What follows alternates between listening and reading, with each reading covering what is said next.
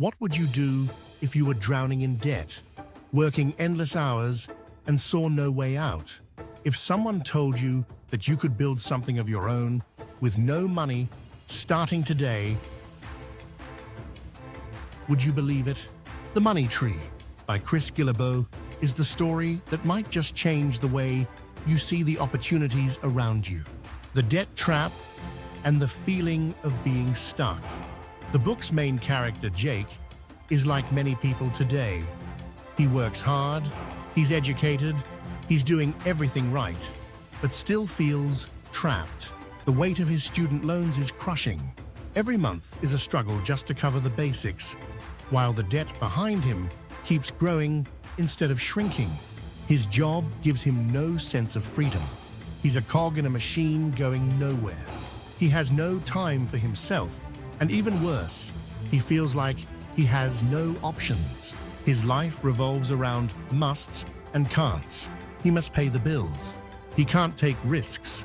He must be responsible. He can't follow his dreams. What makes Jake's story so powerful is how human it feels. It's that familiar feeling of being stuck, looking at your life and asking, is this it? The author doesn't just describe the problem, he makes you feel it. Because Jake could be you, me, anyone. A person full of potential, but trapped in a system that rewards obedience, not creativity. This is the book's first powerful message. You can be in debt, short on time, and afraid of the future, and still not be doomed. No matter how hard things seem, there's always an alternative. A small, practical hope hiding somewhere nearby. The real question is, will you recognize it when it appears? The call for change and the opportunity at Jake's lowest point, just when everything seems hopeless, life gives him a strange kind of invitation. It doesn't come from a flashy ad or some magical guru. It comes through a simple flyer for a mysterious group meeting. Something about it feels different. Not desperate, not salesy, just possible. Driven by curiosity and a quiet sense of desperation, Jake shows up. There, he meets people who have decided to take control of their own income. Not millionaires, not tech geniuses, just regular people building small, meaningful projects that generate real money, often on the side of their full-time jobs. This is where something clicks. Jake realizes that the path to financial freedom may not be a giant leap. Maybe it's just a series of small, intentional steps. Maybe he doesn't need to quit his job or get another degree. What he needs is a mindset shift, a new lens through which he views work, money, and his own potential. The opportunity, as the book suggests, is all around us. We don't need permission. We don't need investors. We don't even need a perfect idea. What we need is to start where we are with what we have and to take action. In that moment, Jake begins to believe in the possibility of creating value, not by waiting for someone to give him a raise, but by solving a problem, offering a service, or sharing knowledge. This chapter is the turning point, the place where fear begins to give way to curiosity, where hopelessness starts to shift into quiet excitement. And most importantly, it's where Jake learns that sometimes the best way out isn't to escape, but to build something right where you stand.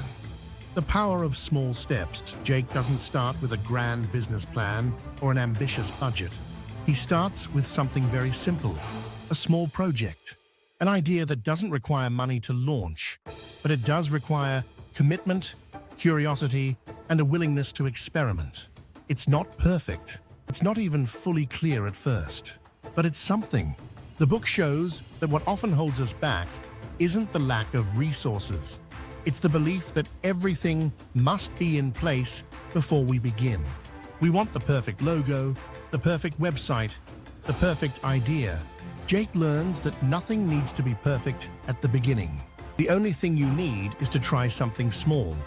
Now, the idea of a small step is central to the Money Tree. Instead of waiting for the perfect moment, you can start with something simple and immediate.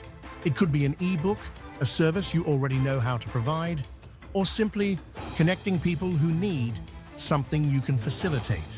The important part isn't how big it is, it's that you're moving. Jake begins to see the first small results. He's not rich, but he's earning a little. And more importantly, he feels like he's taking back control. His project excites him. It keeps him up at night, but this time, not from stress, but from passion. The big takeaway is clear. You don't need to change everything. You just need to change something small, and then keep building on it day by day. The struggle between stability and risk. As Jake moves forward with his project and begins to see some early results, he doesn't feel only excitement. He also feels fear. The closer he gets to changing his life, the louder the voice of realism becomes in his head. Is it crazy to leave your job? Maybe it's better to stick with what's safe. This is the classic dilemma many face when trying to build something of their own. The clash between stability and risk. On one side, there's the comfort of a steady paycheck, predictable hours, and a known path. On the other, there's freedom, creativity, and the unknown. The book doesn't present risk as something to ignore. On the contrary, it respects it. Jake isn't reckless. He doesn't quit everything overnight. But what he does do is ask himself an important question. What's the real risk? To stay in a life that drains me and leads nowhere? Or to try building something of my own even with uncertainty? The author shows us that the biggest risk isn't failure. It's never trying. It's living with the hope that someday things will change. But that day never comes. Jake learns that stability is sometimes the most dangerous choice because it keeps you exactly where you are. No growth, no passion.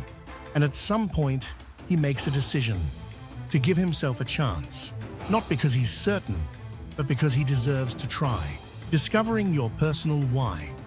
As Jake continues on his journey, he starts to realize something deeper.